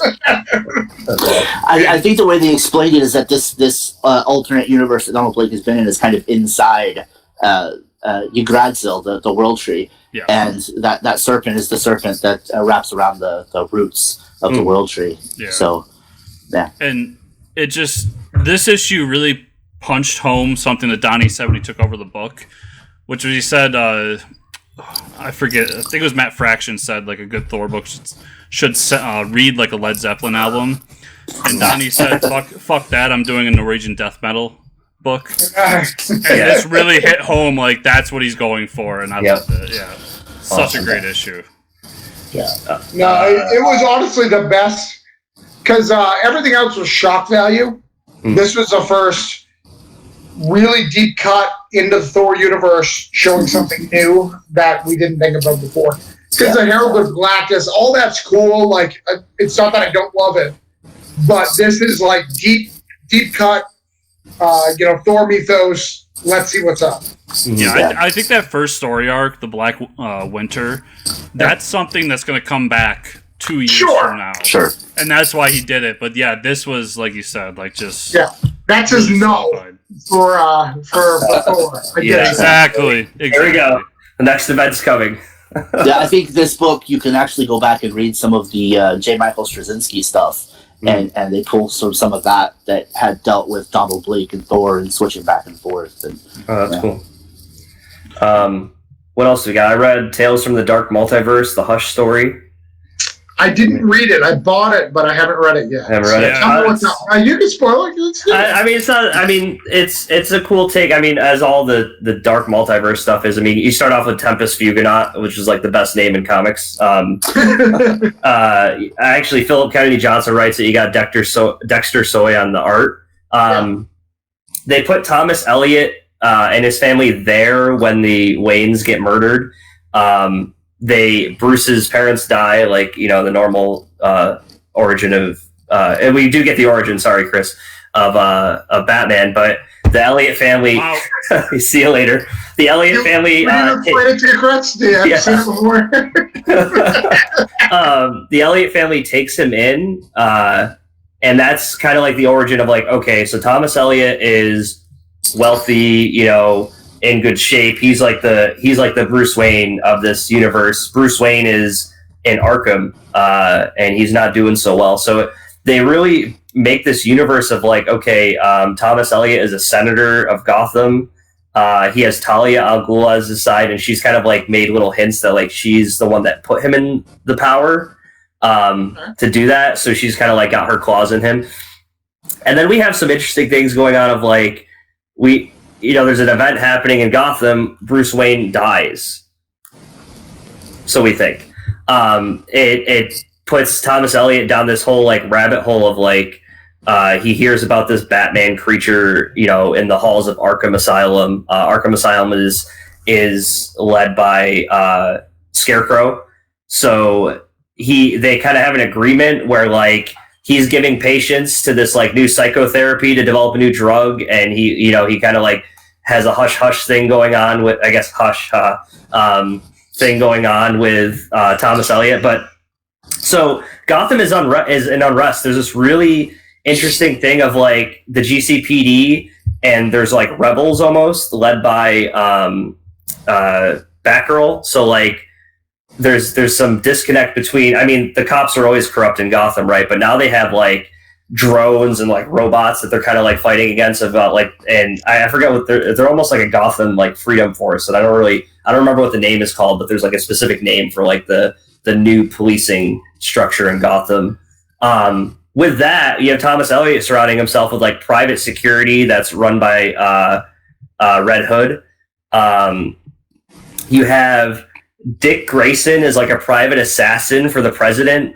He's like he's like Court of Owls assassin. You have so many crazy things going on in this issue. It's really cool. I mean, they really embrace the whole like dark side of it of like, okay, these people are very talented. Like Dick Grayson's a really talented hero, and he likes to fight for the good of what he's thinking, but like now he works for the president. The president just kind of sends him where he's needed. And to see him in the Court of Owls armor is just awesome. You know, I mean, I love when that stuff makes an appearance. But Batgirl leads the resistance. So we find out that lo and behold, Bruce Wayne isn't dead. Something like that. Yeah, I know, right? Yeah. So Alfred has been like helping him out, like living in the caves underneath Wayne Manor, and because he was never the one to take Bruce in. So like they've always had this connection of like he never wanted to be with the Elliott family because he felt like he was in the shadow of Thomas Elliott. So he's this awful, crazy looking Batman with these claws, and there's this fight at the end with like Dick Grayson and Red Hood of like him just like killing everyone because he's just like murderous and a psychopath, which is, I mean, not far off from where Batman is today. I mean, he's a sociopath that punches people in the face, but now he's got a little more off the deep end where he's like killing people. I thought it was a cool twist, and it was interesting to see like, you know, the multiverse of characters of where they're putting these like Dick Grayson, people like that. So yeah, it was a good issue for sure. All the dark multiverse stuff is fun, I think. Yeah, I didn't get a chance to read it, but I gotta say, Philip Kennedy Johnson, he's going to be a superstar. I love his work. So I've never heard of him before. What does he do? Do I know him and I don't realize it? So he's done stuff here and there. His biggest thing was the Last God at DC Black Label, which is still going on. Yeah. He's also the one doing the new Marvel Zombies reboot, and he did the Empyre Captain America tie-in. Okay. He's done other stuff too, but like those are kind of the big ones. And I think the Captain America tie-in was one where I really fell in love with him because I feel like he got the character better than anyone's gotten Cap in a long time. Yeah, he's actually up for Eisner Award too. I don't know what for. That's a little early. We just ended the last one. Come on now. Yeah, I know. Let's give Stonie one. Give Stonie one. I know. What the hell? And then I had Justice League 56 was my last issue. That's like Josh Williamson, Robson Roca the art. We get the whole Omega Knight fight, which the Omega Knight is just awesome to look at as far as the art goes. It's like that. I don't even care what he's doing. They just put it, and he doesn't really do much. He kind of just sits there and is just a giant Omega Knight, and really cool. We get the fight with Mindhunter Batman and Hawkgirl, and he tries to like invade her mind. She's like, "Well, I've been getting on with John Johns lately, or Martian Manhunter, right?" And so I know a little bit about protecting my mind from invaders, so that was pretty cool to see. There's this cool thing when Martian Manhunter like lights up her mace with fire, and she just like whacks him in the face with it. It was a pretty awesome, epic moment. Right. See, that's the stuff that gives. I mean, I'm here for the big uppercut moments. You know what I mean? They destroy the tower that was like feeding off the energy of the Legion of Doom. They kind of trick the Omega Knight into blasting it. It's one of those tropes of like, hey, over here, blast me. And they, and of course, because the Omega Knight is big and powerful, he's obviously stupid. So he he shoots his laser beam and destroys the tower. But by the end of the issue, the Legion of Doom are broken out, and they're like, oh, well, now we want to fight you guys because that's what we typically do. We're the Legion of Doom. Right. And then the person that distracts Omega Knight is Detective Chimp. So by the end of the issue, they make you think Detective Chimp is dead. And I know last issue we really focused on how he's depressed and sad that like every time he gets involved in these things, his friends die. So maybe that was a little foreshadowing of like, okay, we might take him out of the universe for a little bit, which they really don't focus on him too much. But I always thought he was an interesting character. So, the Dark Knight Metal stuff is awesome. Death Metal is awesome. So more of that. But yeah. And not that I haven't enjoyed this run, I have, but the promise with this run for me was that we were going to get Doom Patrol, the Legion of Doom. Yeah. And now we finally have them, and I'm happy. Right. Yeah, we finally got them back. So let's see more of them. It's redemption for the Apex Luthor horrible storyline, right? Yeah. Like it's trying to get Luthor back. Like Apex Luthor should have been awesome.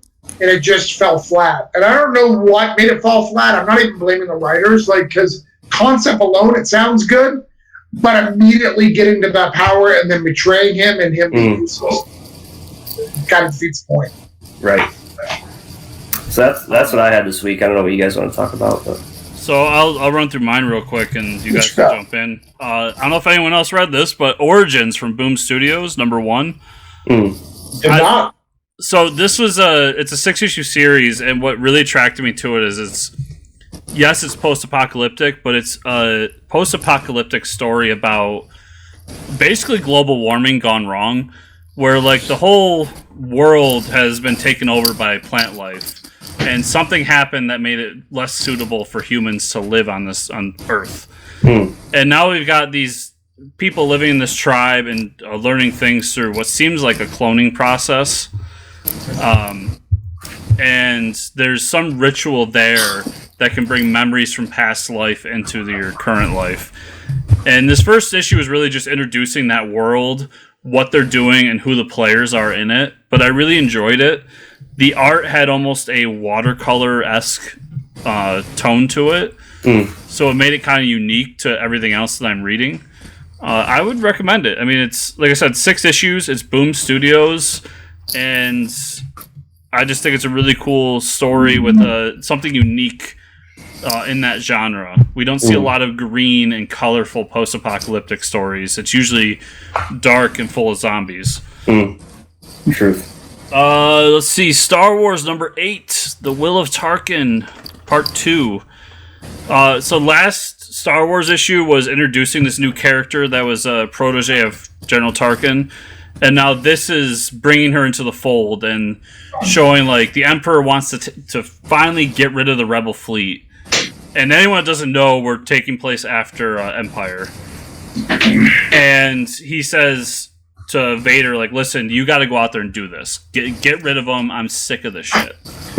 And then Vader's like, well, I'm kind of looking for Anakin right now, and I'm busy, dude. I got stuff going on, but I know this woman, and she worked with Tarkin, and maybe she can do it.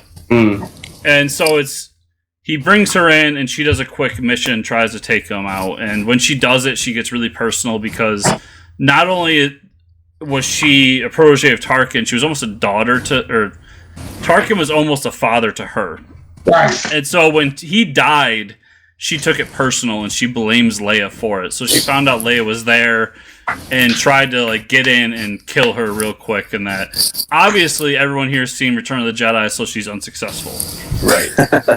But I thought it was a really cool story. It sets up kind of what's going on with Vader here, because Vader is really just like, no, I got a kid out there, and I'm not paying child support, so I'm gonna go find him.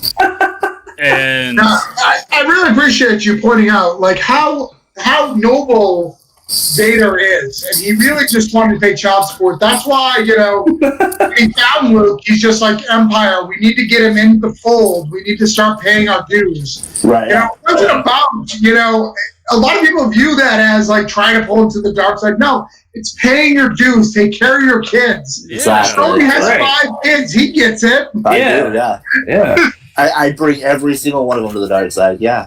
Yeah, like, you gotta do it. I'm told you have cookies. That's an old bad joke. But so my next book I read was U.S. Agent number 1. Ooh, yeah. But why? I don't know. We'll continue. Don't get Chris started on U.S. Agent. Dude, I love everything Captain America, and U.S. Agent is really a big part of it. Again, but why? Unfortunately... We'd be here all night, dude. Unfortunately, this issue doesn't live up to it because it's very muddled. And I think, even though we got Christopher Priest writing it, it just doesn't flow the way it should. We start off this story with this town that used to be a mining town. Now they're all mad because they can't mine anymore. And then we just sweep that under the rug and disappear and go find U.S. Agent, like, kidnapping pizza people. I'm not sure what's going on in this book. But I'm a sucker, so I'll keep reading it. Well, I'll tell you what happened. So Force Work, he got together for a little bit. He was so happy to have a team again. He's gone off the deep end. Yeah. Like that Force Work 4-issue miniseries that 2 of them came up for pre-COVID, 2 of them later. It doesn't make any sense. And this is the repercussions of it. This is the repercussions. Can't fuck with him like that. Yeah, come on. It's been a very dark time for Captain America fans. What wasn't a very dark time was Web of Venom Empire's End number 1. Ooh. Yeah, that was shocking. So this is basically the tie-in book that takes place with the events of Empyre and leads into like, hey, Noel sweeps in and does shit. What cover did you get, Chris? That's all you need, just whatever this one is. Yeah, see, so I got that cover, and I don't know why, but when I was reading it, I forgot Noel was in it, so I was actually shocked at the end. Even though there's a black cover that says "Welcome, Noel," like I should have known. But I'm reading, I'm like, oh shit, Noel's in here. That's neat. Even I knew that. I was like, he was bringing him into the fold. And I'm not reading it, but I knew about it. So no. I'm sorry. I'm talking Guardians. Oh, I didn't get around to reading that yet. So Guardians ends with Noel, which was shocking. I read that too. This just shows what Noel's doing. So the Empyre tie-in is basically they're like, hey, there's a Kree Skrull alliance, and that was about it. Right. But the King in Black stuff was basically showing that like Noel's going from planet to planet, right? He's showing infecting it, creating more symbiotes, and moving on. And that's basically the short version of it, because he finds this one planet that was a Skrull colony, and they tried to escape. And then this ship that we're on finds these pods and thinks, oh, we can save these people. But when they come on, it gets real Alien, the movie, real quick. Yeah. And the pods open up and just symbiote Skrulls come out.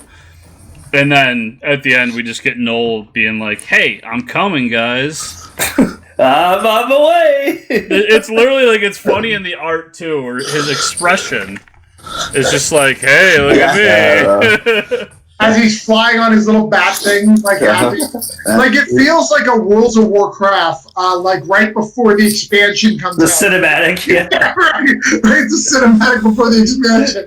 And then when we start out, we're going to be fighting all these guys going through the dark portal. It's going to be great. Yeah. World of Warcraft, Wrath of Null. Buy it now. So Awesome. I've got two more, but I'm going to do this one first, then we can hit crossover after Travis goes through his books. I got stacks. Because I'm sure great. you've got the words about crossover. Actually, before we continue, I think I'm gonna have to step out and go to dinner. So, Okay. All right, man. but Stony, So thanks for like- having me. Yeah. Well, what are you having for dinner? Hold on. Spoiler. Yeah, I haven't dinner. decided yet. That's part of the problem. Is I have Oh. to figure out what I'm making, Oh. then make it, and then feed my horde of children. okay. I want to apologize, Tony, if your wife leaves you for the amount of interviews you've been doing for me. I want to apologize profusely, and I will buy you one single beer if you come to Florida. Just thank you, one. sir.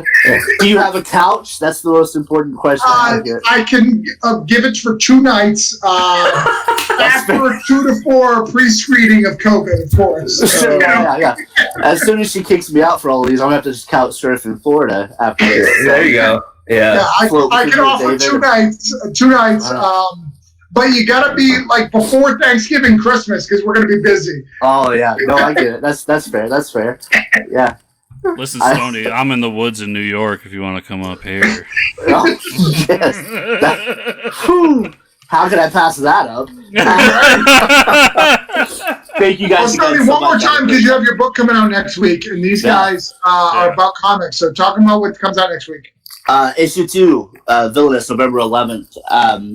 We focus on the villains this time, the Shadow Order, and we get to learn a little bit more about them, and Tilly gets to meet them. So I'm really excited about this issue and getting into people's hands. November 11th. Awesome. Thanks so much, Stonie. Thanks. Thanks, See you guys Tony. later. Talk to you again in the future, man. Absolutely. Can we talk about Mike getting up to pee twice? Does he have diabetes? It was my neighbor had knocked on my door and wanted to Make out? sell me paraphernalia. Oh. That's the thing about We're still alive, Mike. Yeah, I know. No, but what I'm gonna say is the thing about living in a legal state. I mean, because weed is legal here. Anybody you talk to is everybody's growing weed now, right? Mm-hmm. And for some reason, that's just like, okay, do you want to buy some of my weed? Do you want to try some? It's like, no, I don't want to. It's just the thing. People, it's like it's asking like, oh, how was your day? It's just like, oh, hey, I'm growing, and it's like, no, it's like when I have one person at work that like has a garden of vegetables. They give me like extra tomatoes and cucumbers, and it's like now it's just like a casual thing of like, hey, I got a little. I'm like, no, I'm good, thanks. We notice you have a Vans hoodie. Yeah. You also like weed because people who like Vans like skateboarding, and skateboarders are drug addicts. So here you go. It's like, you want money? No, I don't got too much of it. It's like, okay. All right, then. But yeah, that's so I know some states legalize weed, so that's what they can look forward to in their new daily lives. I love that. Like I've got an influx. Please do me a favor and buy some of this because I have an influx. Right? Because the reason I have an influx is legal. Yeah, because legal. And no problem. It's like you got people growing basil in their backyard. It's like they don't come to me and try to give it away or sell it. It's like, come on, leave me alone. Yo, you want some tomatoes, Mike? Yeah, it's like, oh yeah, it's like $5 a pound. It's like, oh man, it's the greatest interview ever. Yeah, Live.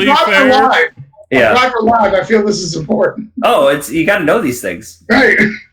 To be fair, Mike, my landlord has like a large garden that he does, and at least once a month during the summer when they're like ready, I get like bags full of random produce. I'm just like, he's like, here, like have some. See, that's what I'm saying. It's just, it's like a farm stand thing now. It's like it's wild. It's funny because you see the trends. Anyways, let's just talk about comics because it was just. Well, you know what else is wild? Red Atlantis #1. Oh yeah, Stephanie Phillips. So yeah, our girl Stephanie Phillips, local up here in the great state of New York.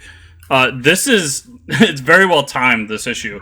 So this entire issue takes place on Election Day. And we get these clusters of incidents throughout the country where something happened and a bunch of people are dead. And what they're coming to the conclusion of is that there's Russian sleeper agents that were triggered by something in the polling booths that caused them to basically go violent and kill a bunch of people. That's a little too real for me, I think. So that's kind of the backdrop of it. That the story really is this woman she's obviously like in her early 20s. She's still in college, and she was born in Russia, but she came to America when she was a small child. Right. And so she happened to live right in the center of where the biggest power outage happened during all this. And so the FBI is really just like, hey, you're from Russia. There's some Russian shit happening over here. What's up? And What's up? And she doesn't know what's going on. She's trying to figure out. And they scream Trump 2020, right? And then, yeah, right. And then at the end, somebody comes that knows her and tries to take her and is just like, listen, like, I haven't seen you since you were a baby. Come with me. And she's super confused. So there's some sort of like, was it MK Ultra at like Russian conspiracy theory thing going on here. It's right up my alley because it's, you know, political thriller and it's got some secret agent shit in there too. So I thought it was a really good first issue, and like we always say, Stephanie Phillips, if she's writing it, we're probably reading it. So I really liked it. Can we address how many books start with red? We've got 2 Red Mothers. We've got like Red Atlantis, like Red Hulk. Like, what is Red going Sonja. on? Right. I don't know. It's a problem. I think it's more of like it's just the color that grabs your attention. Maybe, I don't know. I guess. You know, It's color. It's like that thing of when they say don't get a red car because like they'll always assume you're speeding if there's a red car driving by, right? A cop or something like that. It's like just because it's like bam, all you see is red. So maybe it's just something to grab it off the shelf. I don't know. Do people even buy comics off shelves anymore? That's another question. You know, like I mean, I saw that Atlantis Attacks was out on issue 4, and I was like, "Wow, there was 3 issues prior to me not caring about this." I said, There were. Poor Chris. Well, what sucks about that was a like Chip Zdarsky. What was the book he did?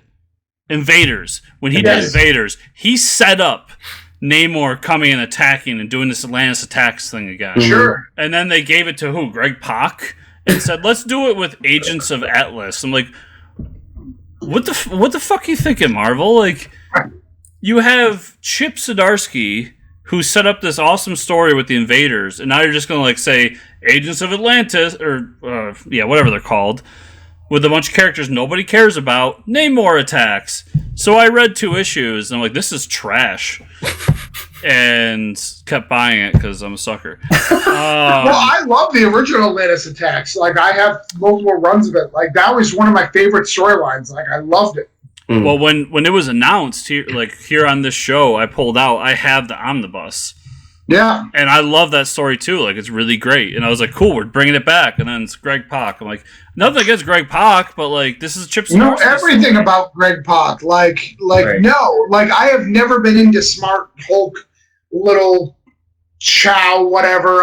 No interest. He's done some indie stuff that I liked, but his Marvel work not been my favorite. I liked him on Batman Superman back in when Jai Lee did the art, and that was the only thing that got me to read it was because I'm not a huge Jai Lee fan. But Jai Lee did the art? Yeah. Okay. Batman Superman. Yeah, I know. And it was like arms that, like everybody was just fluid, you know, like there was like elbows not at 90-degree angles, and it was just bad. But the storyline was really good. Anyway, speaking of good storylines, Travis, did you read Crossover #1? Never heard of it. Is it good? What is it about? I heard about this Donnie Cake, right? Donnie Cakes. Yes. Donnie Cakes. The beautiful, beautiful Donnie Cakes. Oh, yeah, here we go. Hells yeah, I read Crossover. Yes. Let's talk about it. What's it about? So Crossover is about in 1997. They fucked up Colorado, if I'm not mistaken, or vice versa. They fucked up Colorado. These superheroes invaded, like the real comic book superheroes invaded the city. They put a big giant dome over it. They only know about it because of some video. I think it's 2007, not 2000. 2017. Not. Is it 2007 or 2017? I thought it was 7, but I can double check. Yeah. So, anyways, the time zone doesn't matter, but they have some videos of it. So superheroes were real. Now they go to flash forward to Utah, where they have a small comic store, and now comics are rare because Marvel and DC are kind of banned. Like comics are kind of this retro thing because they hate superheroes now as a culture, and it's really cool playing those what people talk about in comic stores, like a dying industry, like stuff like in comics. It was a hell of a good first issue. Donny Cates delivers again and again. Yeah, and I love they come across one of the people from the comic world in this, and the way they design them to look different from everybody else. They do the old Kirby dots. That really stuck out to me. I was like, that's awesome. That's a great way to really distinguish them and give them kind of their own look and feel. Yeah, everything about this book was great, including the first page, where as soon as you open it, Donnie puts 2 quotes on top of each other. One is from Frederick Wortham. Anybody know that name? Yeah. Seduction of the Innocent. The world of the comic book is the world of the strong, the ruthless, the bluffer, the shrewd deceiver, the torturer, and the thief. In comic books, life is worth nothing. There is no dignity of a human being. Strong words from a really shitty book. And then he follows that with a quote from Todd McFarlane that just says, "Kids love chains." And I love it. It made me so happy. Well, you're... Sorry, I didn't mean to interrupt you there. Do you want to continue? No, go ahead. Yeah, go. That opening story about how Superman and Batman are more real than me.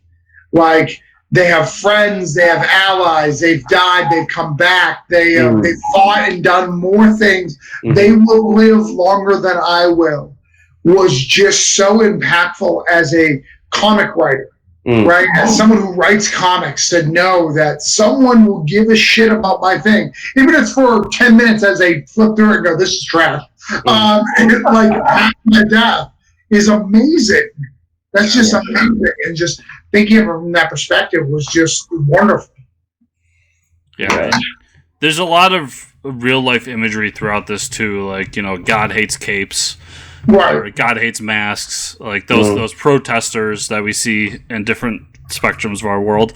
And just these, like, one thing I really love is in that comic store when the guy, like, somebody's trying to bring in old cowboy comics to sell, and the guy's like, "No, we don't do that here." Like, and kind of the superiority of the shop owner being like, "No, we only do like the event comics." Yeah, the gatekeeping of the hobby, almost. Yeah, there's so many great like inside jokes here and inside like stories here. Yeah, that it was one issue, and he set it up really well. I hope he sticks to landing. But if you read the back where he tells kind of his story of where he's been over the past 5+ years, he even says in there, like, I'm glad, like, there's a bunch of things that have happened in Donnie's life that brought him to this point. And he says there, like, I'm glad I'm alive to tell this story, and I really hope it works. And I love that honesty of just like, let's give it a shot, see if this can work, and see what we can do with it. So I think he'll pull it off. I mean, it's Donnie fucking Cates. So well, I think this is going to be a big testament to him, right? Because all of God Country and all these things that he's done that's been great, that's when he was under the radar. And this is when he has full baby teeth, all that stuff is all under the radar. Now he's got the spotlight on him. He's got the Marvel and DC crowd coming over for the first time because of his Venom run and Thor, and delivering this. I think it's a lot of pressure, especially when he has 3 other books coming out. But this is really going to be, because just reading this book, this is his opus. This is his Invincible. This is his Walking Dead. Like, you can feel it. Like, this is his, I'm going to go 100+ issues. This is not him messing around. and I think we're going to see that. Mm-hmm. And the irony of the fact that he has a giant crossover coming at Marvel next month. Right. It's great, Right. too. Right.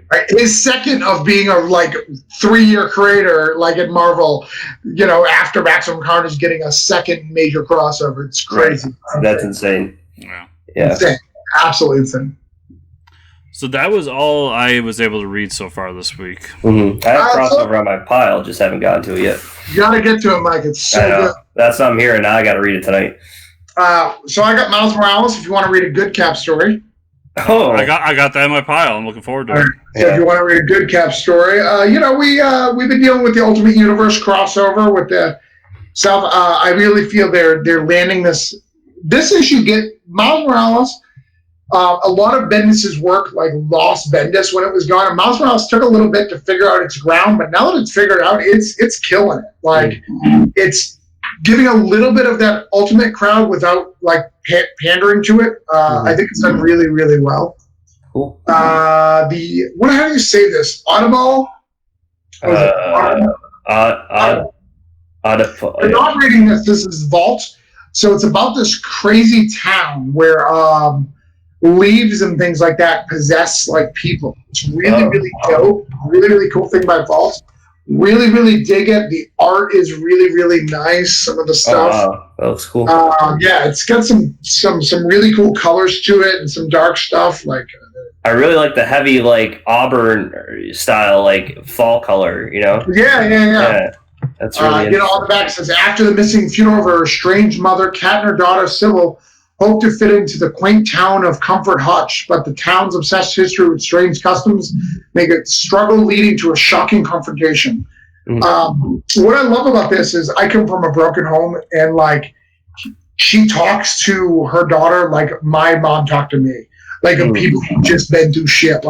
Look, they don't understand us, honey. We're messed up. Right. They don't trust us. Getting that. What else I got? Volume 2 of Year Zero. It's all right.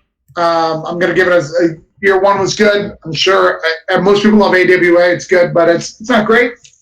Strange Academy finally has an issue 4. Only 7 years in the making. 7 years? What? How many times have you gone to the comic store and go, hey, is that a new Strange Academy? Oh, no, that's just an all cover for issue 1. Well, what sucked about that was, and a few books I read fell into this too, where I think the first issue came out right before COVID. Right. And then they got because I remember X-Ray Robot was one for me, where the first issue came out right before COVID. Then it's it feels like it's been forever since issue 1 came out.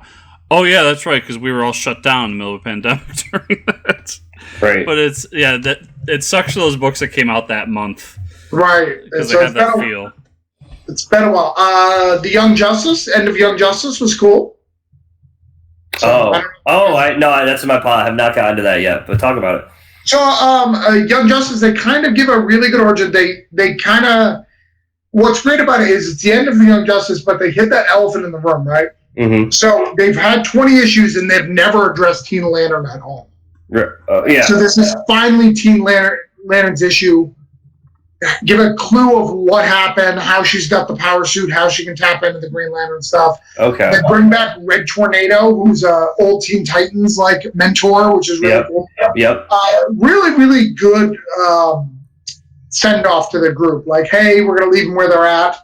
So I enjoyed it. I didn't love it, but I enjoyed it. I'm really sad that book's canceled. Actually, I really I was really liking that book, and even I don't know, Bendis did a great job of touching on the characters little by little here and there. We didn't really feel like anybody was left out, and I don't know, I actually cared about this giant, galactic political happenings going on. Usually I'm not really into that type of stuff, but I don't know, I was and just seeing how he really focused on these are just teens at the end of the day, they're just going to do the right thing if they think they're doing the right thing, whether the Madam President tells them what to do or not. And that was cool to see that when they were pitching in the last issue, right, where they're pitching to her why they think there's there's a need for them, or they're doing their job correctly, right? Even though they brought Superboy, even though they messed up with time. I don't think you should ever mess with time, but that's a whole other story for itself. But I've been really loving the series, but it really does suck they canceled it. Yeah, I mean, they did such a good job of like a 12-person superhero cast, right? And really bring it down to what's important: Superboy, Impulse, and Young Justice, and Rock. Those are the three, and they somehow weaved all these other characters to be important, but still giving them the focus. And that's just something that Bendis is really good at doing. You can hate or love Bendis all you want, but he's really good at getting down to this is the core of what this book needs to be. Yep. All the other stuff is fluff. Right. Well, I think the change of office for Bendis has done wonders for him, because I've loved Bendis throughout his Marvel career, but near the end there, he started to really fade and kind of just almost phone it in a little bit. Right. And then I feel like, because Superman's been okay, but Legion is awesome. And then I've heard really great things about Young Justice as well. So I really think that the change of scenery has done a ton for him in terms of his personal creative growth. Yeah. I mean, the only thing negative that Bendis has done at DC is he just tried to throw all these. He's trying to find another Miles and just fan it out. Here's a Miles, and it's just not going to work that way, regardless of how many movies they buy. Well, I think his big problem is like, I know Bendis in the past had adopted a bunch of children. Yeah, he adopted two, like Filipino. Yeah, and that was one big influence for Miles, was he wanted a superhero that his kids could look up to because of their skin color. And I think that's really stuck with him, that he wants like more. He's kind of fallen that like, we need to get kids into this shit. Right. And he's not wrong, but also you have a fan base on it. Yeah, sometimes he leans on it too much. Right. You got to remember your actual fan base that's reading most of the stuff too. Right. I know that you're writing a book called Young Justice, but nobody who's young wants to read it. Right. All old people are reading it. Right. It's all people fanboys who really cared about Superboy, and it's about the Connor Pet's gone. Yeah. Right. That's it. Yeah. That's your target market. Yep. Some people who give a shit about Tim Drake. Like, yeah, maybe. That one guy who's like, Tim Drake is spoiler for life. No. Tim Drake's the next Batman. Shut up. Get back. Where did you come from? We thought we locked you away. Get out of here. I read DCeased. Oh, okay. That's in my pile as well. Very, very good issue. Taylor is rightly pitched. I haven't read the Hellblazer yet, but this is basically Hellblazer. It's a Hellblazer issue. It's fantastic. More Hellblazer, all Hellblazer all the time. But we get some more dead superheroes. Yay! That's what we like. They haven't killed any in a few issues. I was getting sad. I was feeling, speaking of Tom Taylor, his Suicide Squad run right now is so good. I'm not buying. Here's a secret. You guys ready? I've never bought a Suicide Squad run. I've read the Ostrander run. Okay. And I mean, that was Suicide Squad. That boiled down. It's just Suicide. I mean, that's what you put people towards if they want to get like a good idea of what it is. I forget who did. Yeah. Oh god. I understand. Like I remember I can't think of who wrote the last series, but Tom Taylor coming into the series, he teamed up. Well, he didn't team up, but he kind of crossed them over with the Revolutionaries. But he's really exploring the idea of Deadshot. Like, one of the Suicide Squad people has finally put in his time, and he's like, Deadshot is like, I'm putting in my time. I want to raise my daughter and all this stuff. So he explores that. But he also, there's some twists and stuff. I'm not going to spoil it for you, but it's really cool. There's some new interesting characters he brings into the fold, like Zebra Man. I was talking to Chris about Zebra Man. Becomes one of the most important characters by the end of the series, even though he's Zebra Man. But I heard good things. Yeah, it's great. I mean, yeah, I know. See, he's still dying about it, but it's great, and he does a really good job of forming a team and making them all. Even though you don't know who these characters are, he makes them all relevant with the team, and you feel like they matter, or there's a reason they're there, almost. Also, he writes Harley Quinn, and I can stand it, Right. I mean, that is an accomplishment. Yeah. So. I read Vampire the Masquerade, but you shouldn't read that if you don't care about vampires, so don't worry about that. Okay. Check. Check. This you guys don't have this cover, but this is Electric Black. Came out this week. These are the special covers. He's a friend of mine. Yeah. So this is really, really good. These two issues are highly recommended. Yep. They're really cool too. They come in like a sketch cover. So it's really, really dope. Awesome. Let me see. X of Swords I read this week. I know this is not this week's issue, but I did read this issue. That is the longest way to gather swords I've ever read. There are 12 issues into a 22-page issue, and they still have not acquired all the swords yet. Apparently it's really hard, even though some of them had the swords to begin with. Right. My favorite part of that issue was just like, I feel like at some point Hickman was just like, shit, we spent 12 issues getting all the swords for the good guys. Quick, everybody, the bad guys need swords too. Let's do a giant-size issue. Let's do it. And that's what that issue was to me. And then Apocalypse shows up. He's mad about cards. Right. Broken Gargoyles. If you're not reading this from Source Points, really cool book. Okay. Staniak. It's about like post World War II, like crazy, like terrorist group, which is pretty cool. That's that over here. I got some of my stuff mixed up. Like this is last week. I'm sure you guys heard that. I think. Yeah, I think that's it for the week. Yeah, that's it for the week. Awesome. That is everything. That is everything. Yeah, all this is old stuff that I need to read. Oh yeah, I got that too. Yeah, I gotta just Hellblazer. I haven't read Hellblazer yet. Me either. Gotta get to it. I don't want to read Spawn, so eventually I will. I haven't even read the Robin King yet. I've tried several times. Oh, that was good. Yeah, it's a good issue. Like I have a baby though, and he jumps on me. And it was long-winded. Like I'm not trying to be mean. Like it's a lot of dialogue per page. So I gotta wait till the baby's asleep, and I can read that. You really got to focus on that issue. And I thought it wasn't going to be anything.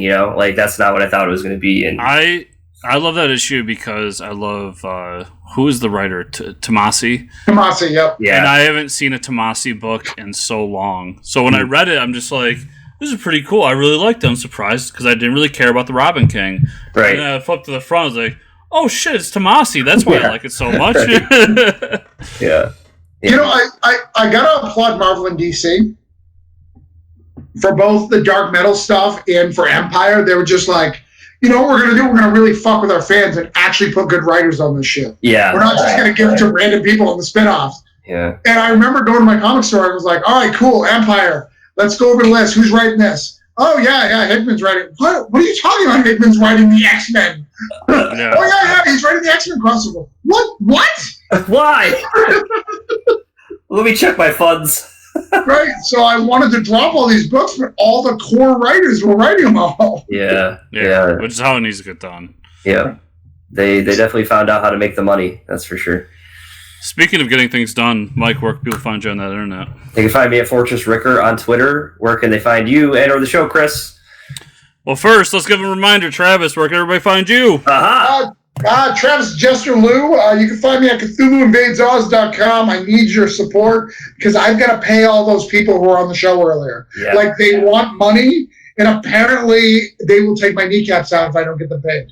Yeah. So help me back this Kickstarter so I don't lose my kneecaps. Yeah, he needs his kneecaps. It's true. So you can find me at Fortress Chris on Twitter or at chrisrunt.com. That is CHRISRUNDT.com.